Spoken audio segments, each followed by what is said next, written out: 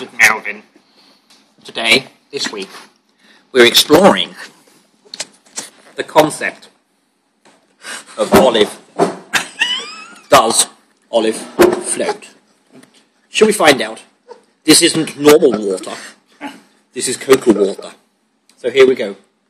Are you ready with the camera? Here we go. This will only happen once. I will drop it from approximately 3/4 of an inch. And it does. That's quite extraordinary. Will it take a payload? Yes. I think this might be service tension coming into place. But it's now compromised, as you can see. It's a fucking nightmare. It seems that all food seemed to float within this Coca-Cola. Yes, there it is. Shall we try some chicken? Yes?